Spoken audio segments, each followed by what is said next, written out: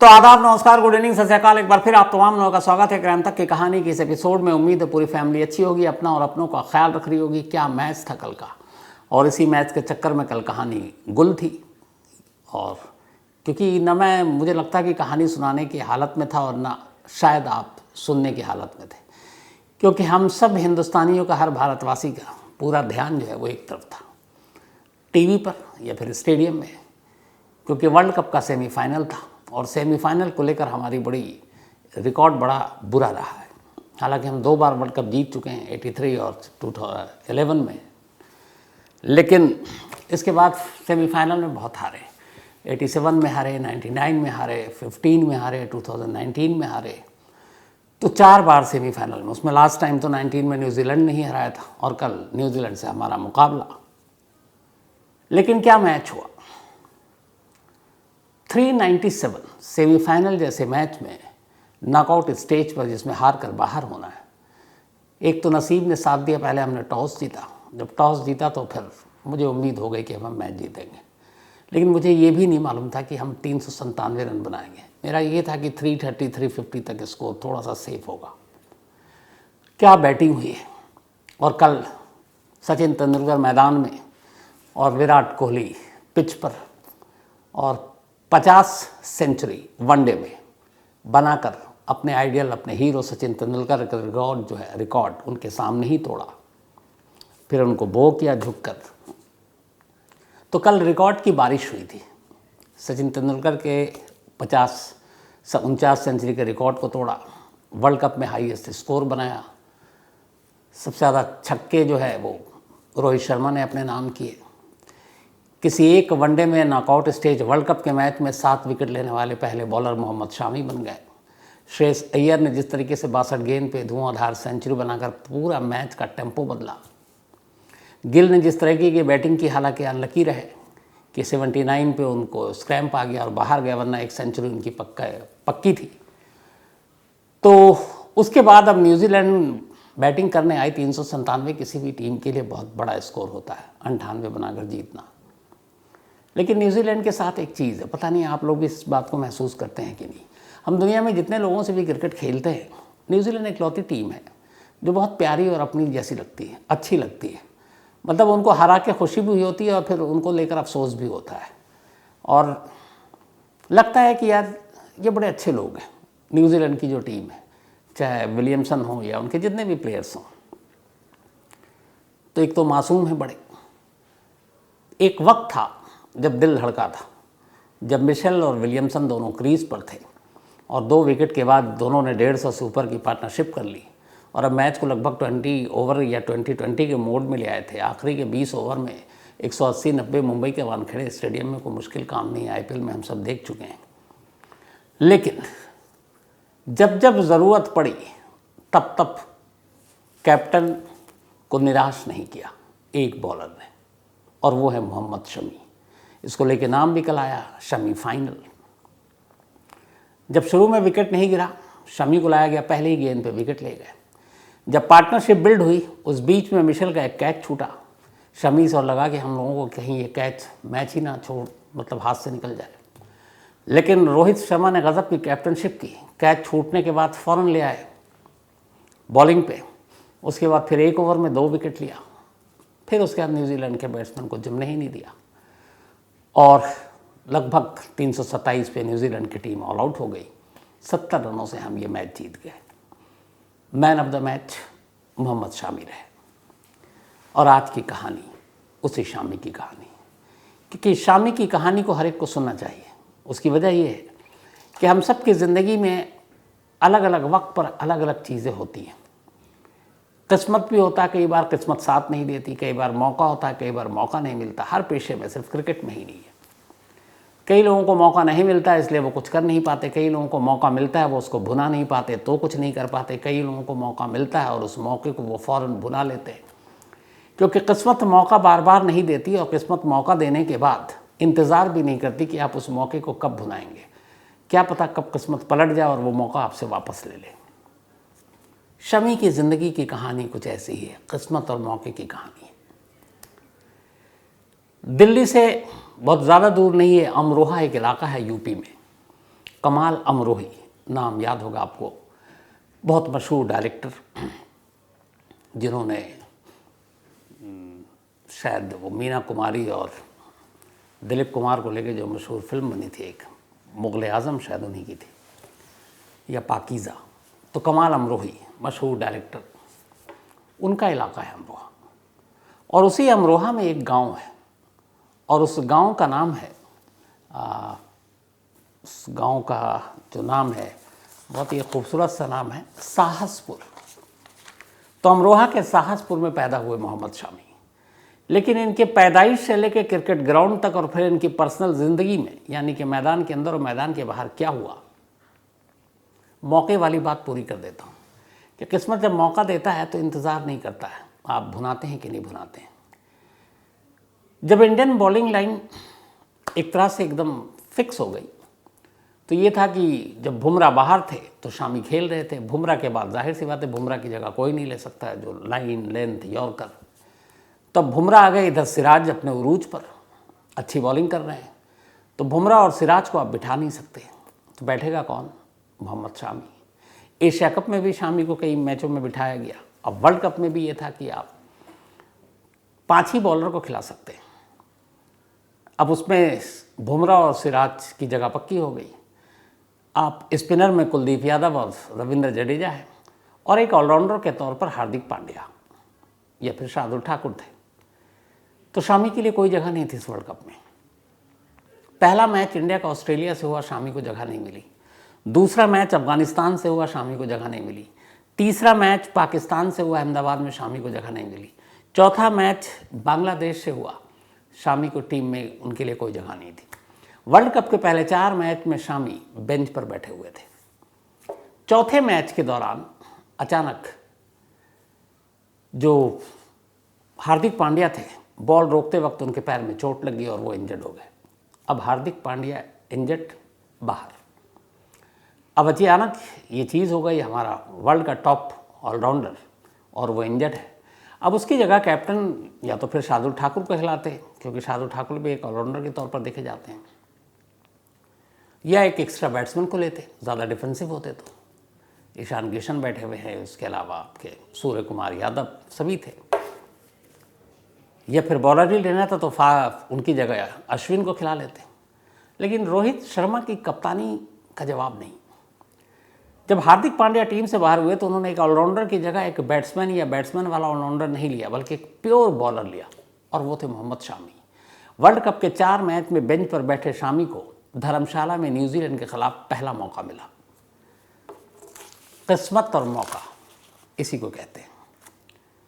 कोई सीन नहीं बन रहा था, हार्दिक पांड्या बाहर हो गए, शामी को मौका मिला धर्मशाला के विकेट पर न्यूजीलैंड के खिलाफ, और न्यूजीलैंड की टीम डिफेंडिंग वर्ल्ड चैंपियन।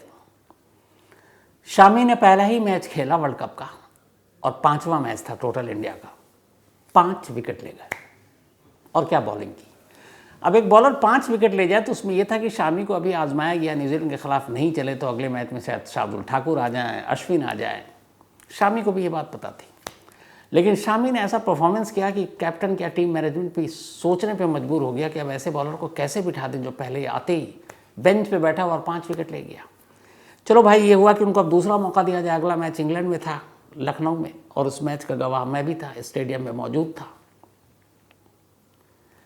वहाँ पर इंडिया सिर्फ 229 रन के करीब बनाती है। शामी बॉलिंग के लिए आते हैं, 4 विकेट अपने दूसरे ही मैच में लखनऊ में इंग्लैंड के खिलाफ। 5-4 9 विकेट हो गए शामी के सिर्फ 2 मैच में। अब तीसरा मैच परफॉर्मेंस अच्छा चल रहा, श्रीलंका के खिलाफ था, पुणे में। शामी को फिर बॉलिंग दी गई, श्रीलंका के खिलाफ 5 विकेट। फिर से पहले में 5, दूसरे में 4, फिर तीसरे में 5, 14 विकेट 3 मैच में। बिठाने का अब सवाल ही नहीं है, अब वो टीम के परमानेंट मेंबर बन गए। अब चौथा मैच आया उनके बाद नीदरलैंड के खिलाफ, 2 विकेट मिले।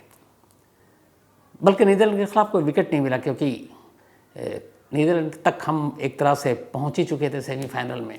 तो उसमें रोहित ने भी बॉलिंग की, विराट ने भी बॉलिंग की, सूर्य कुमार यादव ने ही बॉलिंग की, और अपने मेन बॉलर को रोहित शर्मा ने थोड़ा सा आराम दिया। तो पहला मैच था जिसमें शामी को विकेट नहीं मिला। अब उसके बाद नॉकआउट आ गया, सेमीफाइनल मुंबई के वानखेड़े स्टेडियम में कल।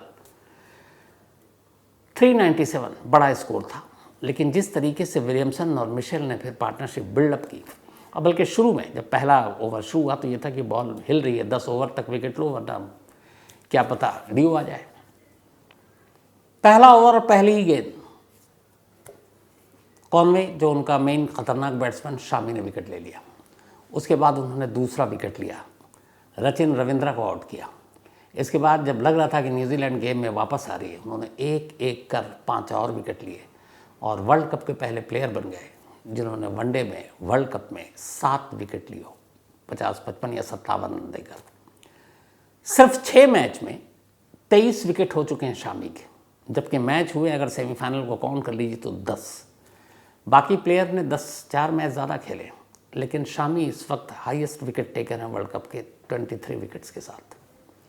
एक आखिरी मैच बाकी है अहमदाबाद में, उसी अहमदाबाद में जहां पाकिस्तान से हुआ, शामी को मौका नहीं मिला।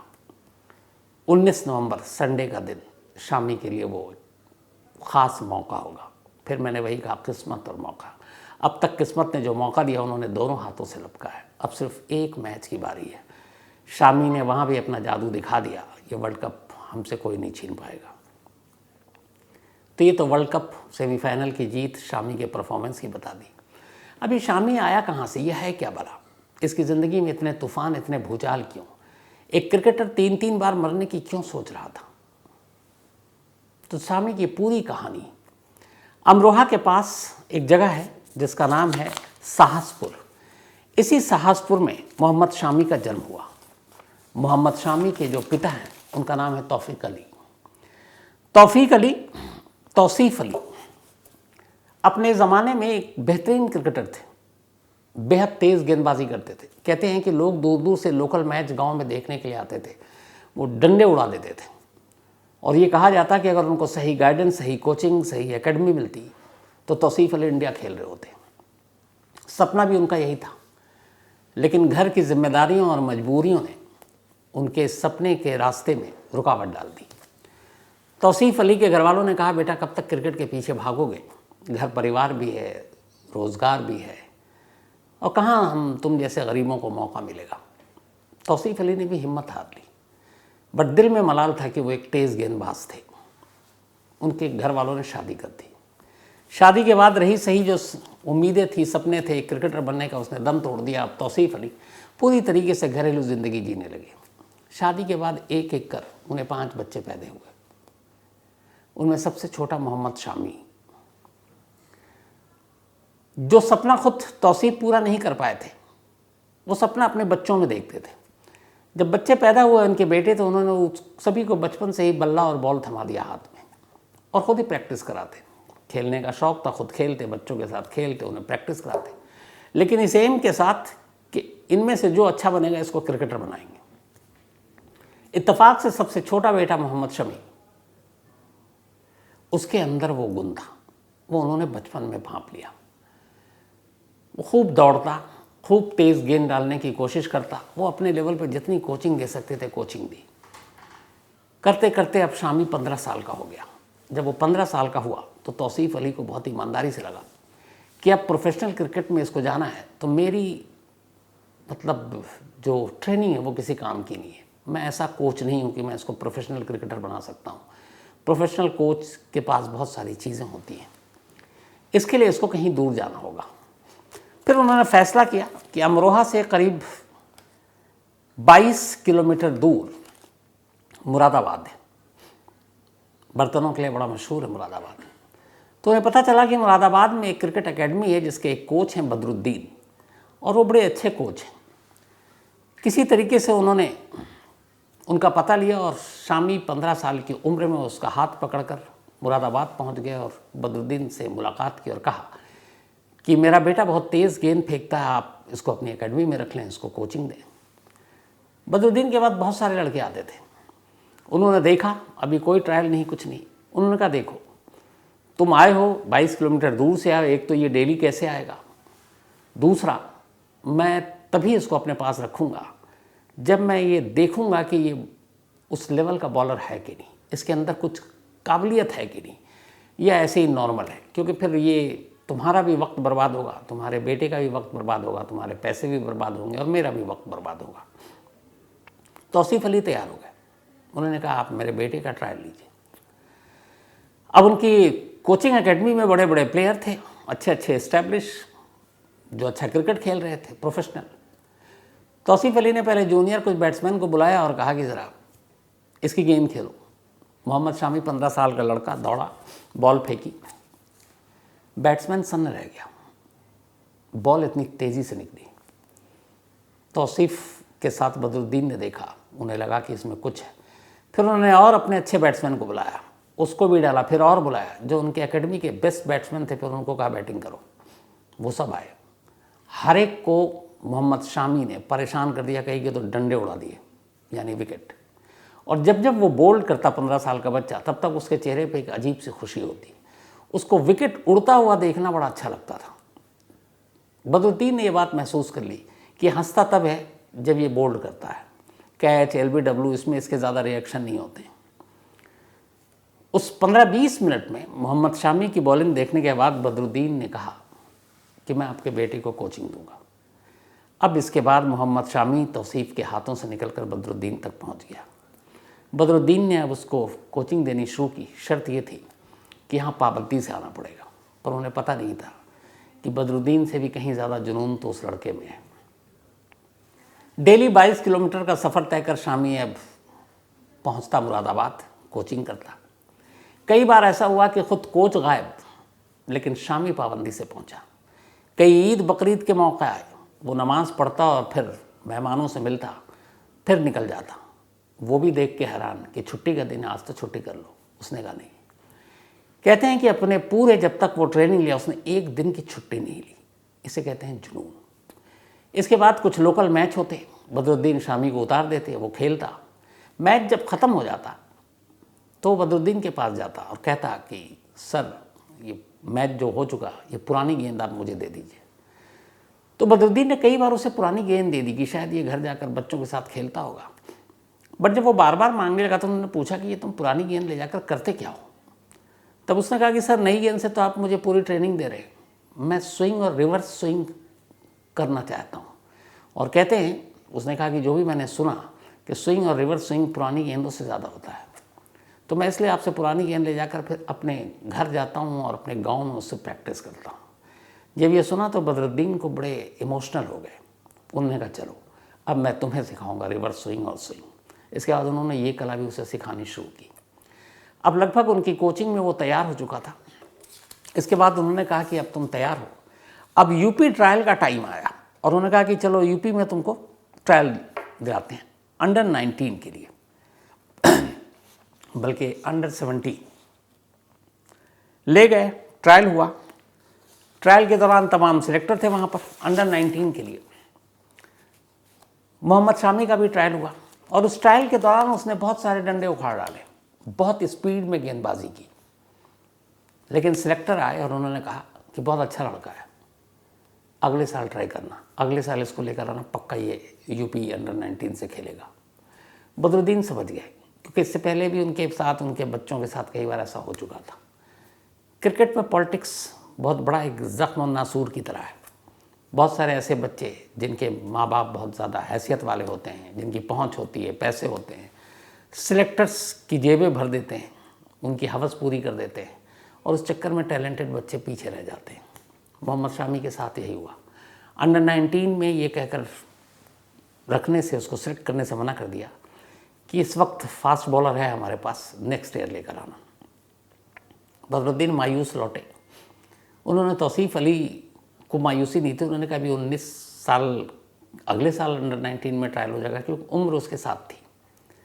लेकिन बदरुद्दीन गहरी सोच में थे। उन्होंने कहा नहीं, अगर आप अगले साल, एक साल फिर मैं इसको ट्रेनिंग दूँ और एक साल फिर ट्राई करूँ और अगले साल फिर इसको सिलेक्शन के लिए जाऊँगा, इस बात की कोई गारंटी नहीं है कि सिलेक्टर ये कहेगा कि अगले साल आना। उन्होंने कहा उस चक्कर में इस बच्चे की बेशकीमती जो ये साल है ये बर्बाद हो रहा है। तो उन्होंने पूछा फिर क्या उपाय है? तो उन्होंने कहा एक उपाय है, पता नहीं तुम इसको बर्दाश्त कर पाओगे या इसको कैसे कर पाओगे, तुम जानो। बदरुद्दीन ने तौसीफ अली से कहा कि आप अपने बेटे शामी को कोलकाता ले जाओ। कोलकाता में बहुत सारे प्रोफेशनल क्लब हैं और उन क्लब में अगर ये खेलेगा तो फिर पक्का है कि अंडर 19, अंडर 22 में इसका सिलेक्शन हो जाएगा, क्योंकि इसमें काबिलियत बहुत है। और एक बार इसको अगर अच्छा क्लब मिल गया ये पीछे मुड़कर नहीं देखेगा। तौसीफ उनकी बातों से सहमत थे। उन्हें लगा कि ये वही घूम फिर कर साइकिल आ गई कि वो खुद एक तेज़ बॉलर थे और उन्हें अच्छी मतलब प्रोफेशनल क्रिकेट खेलने का मौका नहीं मिला। आज इतने सालों बाद उनके बेटे की शक्ल में वही चुनौती उनके सामने आ गई। अब वो क्या करें? घर में और भी 4 बच्चे हैं, बीवी है, खर्चा है। उन्होंने कहा जो होगा होगा, मैं इससे अपना सपना पूरा करूँगा। तौसीफ अली तैयार हो गए। उन्होंने शामी को कोलकाता भेजने का फ़ैसला किया। वो कोलकाता ले गए और उसके बाद वहाँ एक दूर के जानने वाले थे। शामी वहाँ गया, उसने एक छोटा मोटा क्लब ज्वाइन किया। रहने के लिए कोई जगह नहीं थी। पिता उससे, उसके वालिद कहते थे कि जो भी पैसा वैसा होगा मांग लेना, पर उसे घर की भी हालत मालूम थी। कहते हैं वहाँ जाने के कुछ दिन के बाद उसने अपने पिता से, अपने वालिद से पैसे मंगाने बंद कर दिए। उसे लगा कि उसे मालूम था कि उसके फादर उसके लिए कितनी जद्दोजहद कर रहे हैं। घर में और भी भाई है, उनका भी खर्चा है, स्कूल है, कपड़े हैं, फीस है, दवा है। उसने अपने घर वालों से पैसे लेने बंद कर दिए। बताया कि मैं ठीक हूँ। वो कभी रेलवे स्टेशन पर सो जाता, कभी बस अड्डे पर सो जाता और बस क्रिकेट खेलता। बिरयानी खाने का शौक़ था, जो पैसे होते जाकर सस्ती बिरयानी खा लेता। बस उसका जुनून एक ही था, स्टंप को उड़ाना और उसकी आवाज़ को सुनना जिसमें उसको संगीत सुनाई देती थी। ऐसी एक रोज़ वो एक क्लब क्रिकेट खेल रहा था। जब वो क्लब क्रिकेट खेल रहा था तो इत्तेफाक से वहाँ बंगाल क्रिकेट एसोसिएशन के एक असिस्टेंट सेक्रेटरी हैं, देवव्रत दास, वो मैदान में मौजूद थे। देवव्रत दास ने देखा कि इस मैच के दौरान एक लड़का ठीक ठाक तंदुरुस्त सा बड़ी तेज़ी से लय में दौड़ रहा है और बड़ी तेज़ गेंद कर रहा है। उनको तेज़ गेंदबाजी से ज़्यादा उसकी लय लगी कि ये जो रनअप से भाग कर आता है इसमें कहीं पे भी इसमें कोई झोल नहीं है। वो एकदम ऐसा लगता है कि बस लय के साथ कोई दौड़ रहा हो और फिर क्या स्पीड में गेंद फेंक रहा और कई विकेटें उखाड़ रहा है। उनको वो बहुत अच्छा लगा। मैच ख़त्म होने के बाद वो उसके पास गए। उन्होंने पूछा तुम्हारा नाम क्या? उसने कहा मोहम्मद शमी। बताया अमरोहा से आए। बोला यहाँ कहाँ रुके हो? वो थोड़ा शर्माया, झिझका। बताया कि कोई जगह नहीं है, कभी रेलवे स्टेशन पे सो जाता हूँ, कभी बस अड्डे पर। इत्तेफाक से देवव्रत दास जो बंगाल क्रिकेट एसोसिएशन के असिस्टेंट सेक्रेटरी थे, उनका अपना एक लोकल क्रिकेट क्लब था। उन्होंने कहा एक काम करो, तुम मेरे क्लब में आ जाओ, मेरे क्लब से खेलो और मेरे साथ रहना, छत मैं दूंगा। वो शामी को अपने घर ले गए, अपने घर पर पनाह दी। कहा तुम सिर्फ क्रिकेट पे फोकस करो, रहना खाना पीना भूल जाओ। अब वो उनके क्लब के लिए खेलने लगा, खूब कामयाब, एक से एक मैच जिता रहा है। देवव्रत दास उसको देख देख कर खुश हो रहे हैं। उनको लगा कि ये लड़के में बहुत पोटेंशियल, आगे जा सकता है। एक रोज़ बंगाल क्रिकेट एसोसिएशन के एक सिलेक्टर थे, चयनकर्ता, मिस्टर बैनर्जी। देवव्रत दास ने बैनर्जी को कहा कि आओ एक तुमको मैच दिखाता हूँ। शामी वो मैच खेल रहा था। ले जाकर उन्होंने कहा कि देखो ये लड़का है, ये तेज़ बॉलर है, इसकी गेंद स्विंग भी होती है, इसके पास गति भी है, तुम इसको एक मौका दो बंगाल क्रिकेट एसोसिएशन में अंडर 22 के लिए। बैनर्जी ने कहा ठीक है, मैं देता हूँ। इसके बाद मोहम्मद शामी का सिलेक्शन हो गया अंडर 22 में। इस तमाम कोशिश के बाद अब अंडर 22 में सिलेक्शन हुआ। उसके लिए अब शामी को ईडन गार्डन की एंट्री मिल गई, क्योंकि बंगाल टीम का हिस्सा था। जब वो ईडन गार्डन पहुंचा तो वहाँ रणजी प्लेयर सारे प्रैक्टिस करते थे और साथ में प्रैक्टिस करते थे प्रिंस ऑफ कोलकाता, हमारे देश के कामयाब कप्तानों में से एक सौरव गांगुली यानी दादा एक दिन प्रैक्टिस कर रहे थे। नेट पे जो लोकल बॉलर होते हैं, यही अंडर 22, 19 या और भी क्लब वाले बहुत सारे आते हैं, तो वो अमूमन बॉल डालते हैं। मोहम्मद शामी ताक में थे, क्योंकि जानते थे कि ये दादा हैं, कि इनको नेट पे बॉल डालूं। कतार में लग गए, बारी आई, बॉल डाली। गांगुली मोहम्मद शामी की कुछ गेंद खेल के समझ गए कि इस लड़के में बड़ा ज़बरदस्त पोटेंशियल है। उन्होंने नाम पता पूछा। फिर उन्होंने बंगाल सेलेक्टर जो थे रणजी के, उनसे कहा कि लड़का है, इसको देखो। दादा के कहने पर शामी का सिलेक्शन बंगाल के रणजी टीम में हो गया। वो रणजी टीम में और पहले ही मैच में शायद 7 विकेट लिया। रणजी टीम में आने के बाद फिर शामी ने पलट कर नहीं देखा। इसके बाद आईपीएल शुरू हुआ, उनको 11-12 में आईपीएल में मौका मिला। दादा के कहने पर शामी को केकेआर ने ख़रीदा, कोलकाता नाइट राइडर। वो आईपीएल का मैच खेलने लगे और इसी आईपीएल का मैच खेलने के दौरान अब शामी की ज़िंदगी में एक नई कहानी आई। जब वो आईपीएल खेलने लगे तो आपको याद होगा कि आईपीएल के दौरान बहुत सारी चीयर लीडर्स होती हैं जो हर चौके छक्के और विकेट पर उठती हैं, डांस करती हैं। ईडन गार्डन में ऐसी एक चीयर लीडर बैठी थी, नाम था हसीन जहां, बेहद खूबसूरत, मॉडलिंग की दुनिया से आई थी। जब क्रिकेट में चीयर लीडर की मांग बढ़ी तो पता चला काफ़ी पैसे मिलते हैं। हसीन जहां ने भी अप्लाई किया और उनको कोलकाता नाइट राइडर का जो और चीयर लीडर्स थी उनमें से एक सिलेक्ट हो गई। अब वो सिलेक्ट हो गई। ईडन गार्डन के आईपीएल के मैच में हमेशा हसीन जहां मौजूद होती और मोहम्मद शामी भी उस ग्राउंड पर मौजूद होते। इसी मौजूदगी में एक रोज़ दोनों की आंखें चार हुई, धीरे धीरे प्यार हो गया। फिर दोनों ने शादी करने का फैसला किया और आखिरकार 6 जून 2014 6 जून 2014 को दोनों ने शादी कर ली। शादी के बाद इनकी एक बेटी हुई। सब कुछ ठीक चल रहा था, लेकिन सिर्फ अगले 4 साल तक। 2018 आते आते रिश्तों में बहुत कड़वाहट हो गई और इसकी शुरुआत यूं हुई कि शादी के कुछ वक्त के बाद शामी को पता चला कि जो उनकी पत्नी है उन्होंने हसीन जहां ने उनसे झूठ बोला था। हसीन जहां की ये दूसरी शादी थी शामी से। इससे पहले हसीन जहां की एक और शादी हो चुकी थी सैफुल्ला नाम के एक शख्स से, जिसका कोलकाता में ही एक किराने की दुकान थी और उस शादी से 2 बेटियां भी हुई। हसीन जहां पैदा हुई उसी मोहल्ले में सैफुद्दीन रहा करता था। दोनों स्कूल कॉलेज में भी साथ थे, दोनों में दोस्ती थी, दोस्ती प्यार में बदली, दोनों ने शादी कर ली, 2 बेटियां हुई। लेकिन हसीन जहां को मॉडलिंग और बाकी जगहों पे जाना था, बाद में प्यार का बुखार उतर गया और फिर दोनों ने अलग रास्ता पकड़ लिया। जो सैफुल्ला और हसीन दोनों का तलाक हो गया। उसके बाद अब इधर शामी रणजी ट्रॉफी से फिर इंडियन टीम के लिए सिलेक्ट किए गए। इसके पीछे भी दादा का हाथ था। फिर ये दौरे पर जाने लगे। देखते ही देखते शामी इंडियन टीम के फास्ट बॉलिंग के एक रीढ़ की हड्डी बन गए। पहले ही टेस्ट में इन्होंने, ईडन गार्डन में ही वो टेस्ट मैच हुआ था जो इंडिया जीती थी अगेंस्ट वेस्ट इंडीज़। उस टेस्ट मैच में भी इनका परफॉर्मेंस बहुत अच्छा रहा। फिर तो ये टीम का हिस्सा ही हो गए थे।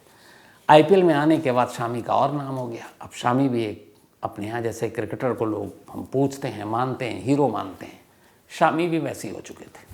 तो हसीन जहां की शादी शामी के साथ 4 साल चली। एक बेटी हुई, बेटी से बहुत प्यार करते थे। उसके बाद अचानक एक रोज़ तमाम मीडिया में खबर आई और फिर अचानक शामी की ज़िंदगी में भूचाल आ गया। हसीन जहां ने अलीपुर पुलिस स्टेशन में एक रिपोर्ट लिखा दी एक रोज़। रिपोर्ट बेहद संगीन थी। रिपोर्ट ये कि शामी उन्हें मारते हैं, डॉरी के लिए तंग करते हैं। उनका बड़ा भाई, उसने उनकी इज्जत लूटने की कोशिश की। शामी एक मैच फिक्सर है। दुबई में ये बैठकर पाकिस्तान के साथ मैच फिक्सिंग करते हैं। एक पाकिस्तानी लड़की से इनका अफेयर है, उससे वो शादी करना चाहते हैं।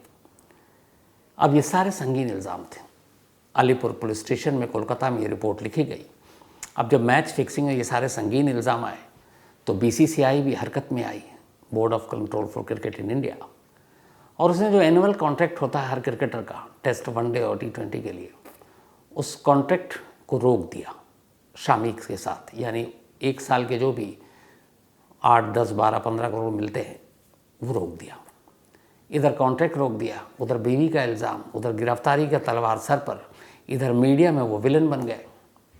और इत्तेफाक से उससे ठीक पहले एक और हादसा हो चुका था। T20 के एक मैच में पाकिस्तान के ख़िलाफ़ इंडिया हार गई थी और उस हार के बाद उस मैच में 4 ओवर में करीब 46 या 48 रन शामी ने दे दिए थे। और उस हार के बाद शामी को लेके बहुत सारी बातें हुई थी। उसमें हिंदू मुस्लिम वाला भी एंगल आ गया था। शामी के पुतले जलाए जाने लगे थे। कहा गया कि जानबूझकर इसने पाकिस्तान से मिलकर इंडिया को हरवाया। विराट कोहली कैप्टन थे, विराट कोहली एकदम सामने खड़े रहे।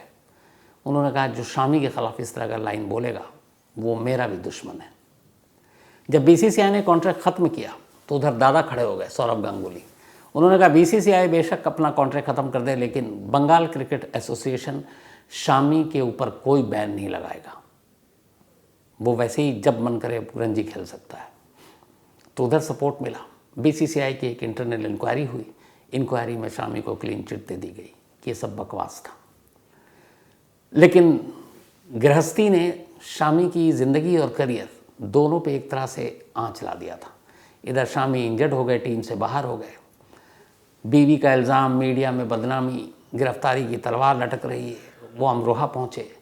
अमरोहा जाने के बाद कहते हैं कि एक बार 3 अलग अलग वक्त में उन्होंने ख़ुदकुशी करने की कोशिश की, सिर्फ इस बदनामी की वजह से, इंजरी की वजह से, टीम से बाहर हो जाने का जो मलाल था उसकी वजह से। और ये बात किसी और ने खुलासा नहीं किया, ये मीडिया की वो नहीं है। इंस्टाग्राम पे एक लाइव किया था रोहित शर्मा ने मोहम्मद शामी के साथ। रोहित शर्मा अक्सर इंस्टाग्राम पे अपने टीम के साथियों के साथ लाइव करते हैं, बड़े लाइट मूड में, और बड़े हंसी मजाक भी होता है, चाहे उसमें चहल होते हैं, बुमराह होते हैं, हार्दिक होते हैं, ऋषभ पंत होते हैं।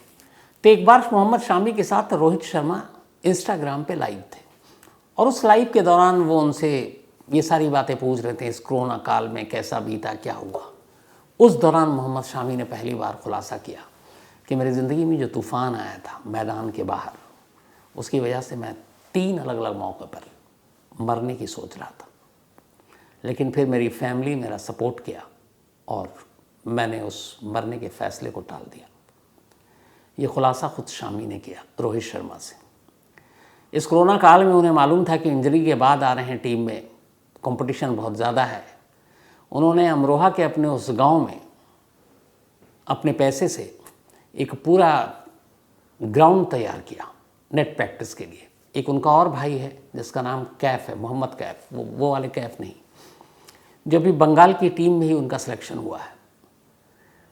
उसके साथ कोरोना में लॉकडाउन था, पूरी दुनिया बंद थी, लेकिन इस लॉकडाउन में भी मोहम्मद शामी कड़ी मेहनत करते थे अपने उस फार्म हाउस पर, वो जहाँ पे गांव है उनका घर, वहाँ पे बनाया था। और उसी का नतीजा था कि जब लॉकडाउन के बाद, कोरोना के बाद वो टीम में वापस आए तो कहीं ज़्यादा बेहतर बॉलर बनकर आए। अब सवाल ये था यहाँ पर कि 3 बार खुदकुशी करने की कोशिश, और मोहम्मद शामी की ज़िंदगी में ये भूचाल क्यों आया। वो भी लव मैरिज किया था उन्होंने हसीन जहाँ से, तो उनकी शादी में क्या ऐसी चीज़ थी जिसकी वजह से एक बीवी इतना संगीन इल्ज़ाम लगा रही है कि वो मारते हैं, पीटते हैं, और उनके भाई ने रेप करने की कोशिश की, वो फिक्सर हैं, पाकिस्तानियों से मिले हुए हैं। ऐसी क्या चीज़ थी, इसके इनसाइड स्टोरी क्या थी? हम लोगों ने इसके बारे में हर तरफ से पता करने की कोशिश की। जो सच्चाई सामने आई वो बड़ी आम सी चीज़ थी। शायद हर तीसरे चौथे घर में ये कहानी होती है। जब किसी की शादी होती है तो आमतौर पर हर पत्नी, मैं हर एक को नहीं कहूँगा, ज़्यादातर पत्नी, मैं इस मामले में लगती हूँ, उनका ये होता है कि मेरा पति सिर्फ मेरा है। अब यहाँ तक ठीक है, उनकी सोच के साथ कोई बुराई भी नहीं होनी है, क्योंकि हर पत्नी का ये हक है कि ये सोचे उसका पति सिर्फ उसका है। लेकिन मेरे पति की हर चीज़ सिर्फ मेरी है, यहीं से झगड़ा शुरू होता है। क्यों? क्योंकि उस पति की भी माँ बाप हैं और भी शायद लोग हैं जो उसके ऊपर डिपेंडेंट हों। अब अगर वो उनकी मदद करे, वो उनको अपनी कमाई का कुछ हिस्सा दे, तो फिर इस पर वाइफ को ऑब्जेक्शन नहीं होना चाहिए। और यहीं से लड़ाई शुरू हुई हसीन जहाँ और शामी की। असल में हुआ ये कि जब शामी एक मशहूर क्रिकेटर बने, आईपीएल की टीम खरीदने लगी। पहले वो केकेआर से खेले, फिर उनको दिल्ली डेयरडेविल्स ने ख़रीदा, फिर पंजाब किंग्स 11 से खेले। आखिरी 2 सीज़न में वो गुजरात टाइटन से खेल रहे हैं हार्दिक पांड्या की कप्तानी में, और लास्ट ईयर वो हाईएस्ट विकेट टेकर थे। जब पंजाब से खेले तो 2 लगातार साल तक हाईएस्ट विकेट टेकर थे पंजाब की टीम के। लास्ट आईपीएल में 28 विकेट लिया उन्होंने, तो उस हिसाब से, और करीब 6.5 करोड़ रुपए में वो बिके थे।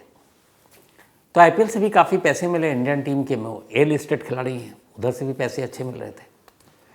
तो जो पैसे कमा रहे थे मोहम्मद शामी, उन्हें लगा उनके फादर तौसीफ अली ने अपनी पूरी ज़िंदगी, अपनी जवानी अपने बेटे के सपने को पूरा करने में बर्बाद कर दिया, झोंक दिया। तो उनका भी कुछ फ़र्ज़ है एक बेटे के नाते, बाकी अपने भाइयों के प्रति भी फ़र्ज़ है। तो जो पैसे आने शुरू हुए तो शामी ने कहा कि मैं अपने जहाँ अमरोहा के जिस गांव में हूँ वहाँ के आसपास की ज़मीन ख़रीदता हूँ ताकि मेरे फादर, मेरी माँ, मेरे भाई वहीं रहकर अपना खेती बाड़ी, चूँकि उनका पुश्तैनी काम था, वो सारी चीज़ें कर सकें। तो उन्होंने इन्वेस्ट करना शुरू किया गांव में ज़मीन लेकर, और बहुत सारी ज़मीन उन्होंने अपने फादर के नाम पर या भाई के नाम पर लेना शुरू किया, और यहीं से झगड़े की बुनियाद शुरू हुई। हसीन जहाँ चाहती थी कि वो ना अमरोहा जाए, ना अपने घर वालों से नहीं मिले, ना अपने भाइयों से मिले, और ये जो पैसा उनके हिसाब से कहीं कोलकाता में ही इन्वेस्ट करें। ये बात शामी को पसंद नहीं थी। वो कहते थे तुम्हारा जो खर्चा है, जो हिसाब है, तुम जितने पैसे तुम्हें चाहिए तुम मुझसे लो, लेकिन मैं अपने बाप भाई के लिए क्या कर रहा हूँ उसको छोड़ दो मुझ पर। लेकिन हसीन जहाँ को ये पसंद नहीं था, और यहीं से ये लड़ाई धीरे धीरे शुरू हुई। मामला कोर्ट में पहुँचा। एक बार तो अरेस्ट वारंट निकल गया था एक कोर्ट ने, लेकिन सम्मन भेजा नहीं गया था, इसलिए दूसरी कोर्ट ने उस अरेस्ट वारंट को रोक लिया। तो गिरफ्तारी कभी नहीं हुई, लेकिन फिर मामला कोर्ट में चला। कोर्ट में मामला अब ये चल रहा था कि हसीन जहाँ ने कहा कि मेरा पति करोड़ों कमाता है तो मुझे मतलब वो होता है ना, महीने का खर्चा दिया जाए। तो उन्होंने मांग की हर महीने 10 लाख रुपए दे मोहम्मद शामी। उनके वकील ने कहा था कि उस वक्त कि इसके 1 साल की कमाई करीब 7 करोड़ रुपए है शामी की, तो उनके लिए 7 करोड़ में से 10 लाख कुछ नहीं है। लेकिन शामी की वकील ने कोर्ट में यह दलील दी कि हसीन जहाँ खुद भी मॉडलिंग करती हैं, कमाती हैं, तो ऐसा नहीं है कि उनकी मतलब मजबूर है, और वो अपनी बेटी के लिए बहुत कुछ करते रहते हैं। बेटी से बहुत प्यार है शामी को, लेकिन एक शिकायत भी है कि बेटी से उनकी बीवी मिलने कम देती है। तो 10 लाख का गुजारा भत्ता मांगा, लेकिन अभी कोर्ट ने फैसला सुनाया है 2023 में ही, और कोर्ट ने कहा कि मोहम्मद शामी हर महीने 1,30,000 रुपये हसीन जहाँ को देंगे। इसमें से 80,000 रुपये मोहम्मद शामी की बेटी के लिए होगा और बाकी के 50,000 रुपये हसीन जहाँ के खर्चे के लिए। तो ये भी लास्ट हुआ है। इस बीच में पहले कई ड्रामा भी हुए। हसीन जहाँ अमरोहा पहुँच गई, घर पर जो बनवाया है शामी ने कि अब मैं यहीं रहूँगी, ये है वो है, बहुत पुलिस आई, फिर वो गए। कुल मिलाकर इस वक्त जो है मामला कोर्ट में अभी भी चल रहा है, लेकिन जो अब तो कोर्ट का फैसला होगा वो होगा। लेकिन जितने भी इल्ज़ाम थे, जो जैसे रेप का इल्ज़ाम लगाया था कि मोहम्मद शामी के बड़े भाई ने रेप की कोशिश की थी, कोलकाता की पुलिस ने उसकी जांच की और इसको झूठ बोल पाया। उन्होंने बाकायदा मेडिकल टेस्ट और सारी चीज़ें की और अपनी रिपोर्ट दी कि हसीन जहाँ का ये इल्ज़ाम झूठा है। उसी तरीके से डॉरी और टॉर्चर का मामला भी झूठा पाया गया, लेकिन ये मामला अभी भी कोर्ट में है। गुजारा भत्ते के लिए अब शायद वो, क्योंकि सिर्फ 1,30,000 उनके हिसाब से, तो वो अब हाई कोर्ट जाए। तो कोर्ट का मामला चल रहा है। और सोचिए कि एक तरफ घर का वो फ्रंट, बीवी का पब्लिकली, क्योंकि एक स्टार क्रिकेटर और उसकी पर्सनल लाइफ और उसको पब्लिक के बीच में गलत तस्वीर उसकी पेश की जा रही है। ऐसा शख्स ज़हनी तौर पर क्या उस पर गुजरती होगी। और दूसरी तरफ ऐसे हाई प्रेशर वाले मैच जिसमें सेमीफाइनल 140 करोड़ लोगों की उम्मीदें, और उसमें वो परफॉर्म करना, फिर ये भी देखना कि दूसरे अपने साथी क्रिकेटर की वाइफ वो भी सब बैठी हुई हैं, और एक वो जिसकी वाइफ बैठना तो वहाँ पे दूर है, हालात ये है कि जेल भेजने की तैयारी कर चुकी। तो इसीलिए कहते हैं कि किस्मत, मौका, तकदीर और ये सारी चीज़ें उन्हीं लोगों का साथ देती हैं जो बहादुर होते हैं। और उनमें से एक है मोहम्मद शामी, जिन्होंने न सिर्फ मैदान के अंदर बल्कि मैदान के बाहर तमाम जद्दोजहद की तमाम मुसीबतें झेली। और आज जो आखिरी लाइन ये कहकर ख़त्म करूँगा कि कल रात देश के प्रधानमंत्री नरेंद्र मोदी ने जो ट्वीट किया था इंडिया के सेमीफाइनल की जीत पर, उसमें पूरी इंडिया को बधाई दी, लेकिन मेंशन किया मोहम्मद शामी के खेल को और उसकी बॉलिंग को। तो ये होती है पहुंच, और ये होती है तकदीर, और ये होता है मौका, और उस मौके को बुलाने की कला। मोहम्मद शामी की कहानी मुझे लगता है बहुत सारे नौजवानों को प्रेरणा दे सकती है। तो आज की कहानी में इतनी ही। कहीं को गलती हुई तो माफ़ कीजिएगा, और कहानी के बारे में अपनी राय ज़रूर दीजिएगा।